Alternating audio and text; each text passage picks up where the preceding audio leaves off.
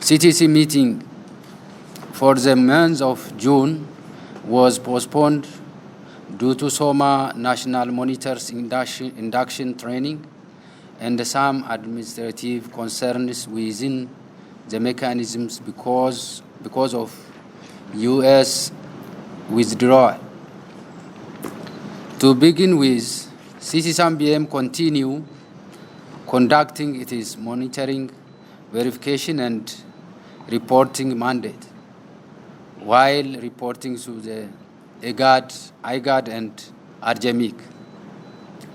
I also want to take this opportunity to formally inform the members of this CTC meeting that the government of the United States of America, which is #1 donor in kind, has demobilized and withdrew its logistical and personnel support to CTSAMVM of effective 3rd July 2022. The withdrawal of U.S. government had happened at the very critical stage when the mechanism wanted it too much.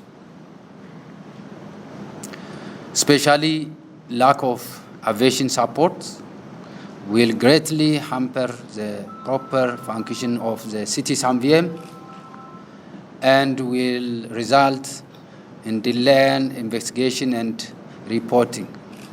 However, I want to assure this meeting that CTSAMVM will continue to do all that is possible and within the available means to fulfill this mandate. But more importantly, we have talked about restructuring CTSAM for a long time. Chair, it's important we go back and look at how we restructured CTSAM. Is CTSAM able to actually deliver on its mandate? These are critical points that I think today as we leave, we should have a serious discussion on it, because our partner, the United States of America, has left us. We are now on our own. What do we do? How do we move forward?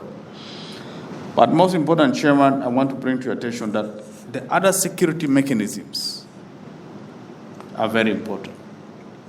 I'm very grateful the representative of JTSC is here. But it's not only JTSC that's the security mechanism, but should be reporting and be informed at this meeting. You have the Joint Defense Board. You have the Joint the JMCC. You also have the SDSR. But very special now, we have issues on the River Nile. We also need to request the command of the riverine to tell us what's happening on the Nile. And I would like also to appreciate you have outlined the reasons why the CTSAM meeting, the previous meeting, was postponed. Because we wonder why. Because CTSAM is the mechanism that entrusted to monitor the implementation of Chapter 2 of the RRCs. And if we are not meeting as is scheduled, then there is something wrong with this. However, you have outlined the reasons. We are quite satisfied. Thank you very much for that one. 2, you have talked about the withdrawal of the USA from providing logistic support to CTSAMVM as well as RGMIC. Well, this is really unfortunate for the USA to withdraw at this critical time because the parties are almost going to the end of the specified period for these RRCs. Their presence would have helped for the parties to conclude, and even the monitoring and evaluation mechanisms to continue doing their mandated mission effectively and efficiently. However, the USA, they have their rights, the reasons why they want to withdraw. But again, we shouldn't have a gap. We urge the CTSAM and RGMEC also to find alternative donors to continue to support your organization and the RGMEC so that you continue with your mission. Because with your, if you are not supported, then it will be very difficult for the international community, the IGAD, to know about the progress of the implementation of this agreement. So this issue of logistic support to your mechanism is very important. We all concerned about this, and we hope the next meeting we may get a proofread result that will let us have hope that things will go in the right direction. You know, this issue of U.S. funding, when I read their article, actually the U.S. only blamed the parties,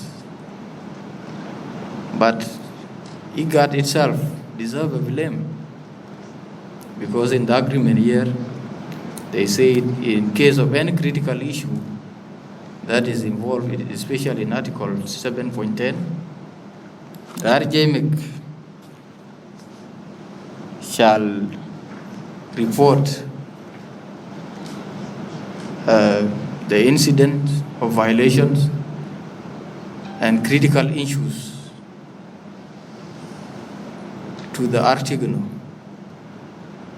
and then copy to IGAD, to the chairperson of IGAD Council of Ministers. Then the chairperson of the IGAD Council of Ministers, upon the receipt of such reports, shall convene a meeting after every 14 days. But IGAD is not doing that. IGAD is too reluctant in the process of implementation of this agreement. So should we only blame the parties of the lack of political will, or IGAD itself, which brought these parties together? Because the American money, as we know, these are the taxpayers' money. So they cannot be used for funding mechanism that cannot influence the decision of parties. For us, as parties, we are just implementers. But the third party which is mediating us is IGAD.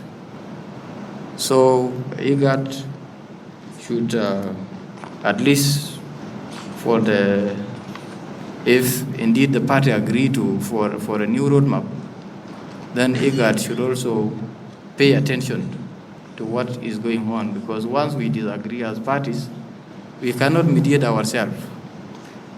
It needs the presence of the third party. So I myself, I don't blame only the parties to the agreement for the delay in the implementation of the agreement, but IGAD had also played a huge role there. And second, CTSAM and RGMEC are only monitoring this agreement. they are not implementers. So the reason why some of the tasks are not implemented is because there is a lack of fund. If the US had used over 145 million for funding of mechanisms which are not implementers, leaving the mechanisms which are implementers, such as the JDV, JMCC, JTSC, then when they reconsider their decision to come back, I think they should look into these mechanisms, which are key in the implementation of some of the tasks provided for in the agreement. Because as CTSAM, we are only monitoring what the parties are doing, what parties are supposed to do and what they are not supposed to do, and then we report accordingly. The same thing to RJMIC. I would like to make some points about the USA withdrawal from the security mechanisms. I see most of the people are really alarmed. Some of the people are regretting for the withdrawal of the USA. But for me, I appreciate them. I welcome their withdrawal. Let them go. Because nobody has invited the USA to come and support. They have contributed their money and they have chosen what they want to achieve there. So after they contributed their money to the citizens, they made a segregative funding on which they were funding their own citizens within citizens, their USA members within the RJMAC, excluding the nationals. Nationals were not included in their funding. For that reason, I appreciate them to go. Here in CTSAM, they have chosen and taken over what is called the Secretariat. I don't think, because they choose that one, because they are pursuing some interest there. After they fail to get their interest, they decide to pull out. Even we, the members of the CTC here, after we participating in field visit, they make it hard for us. They have introduced what is called a vetting, on which you have to register in the form, including your mom, your father, your family. Can you see? So the presence of the USA within this mechanism was hampering those mechanisms actually, because for their own interests.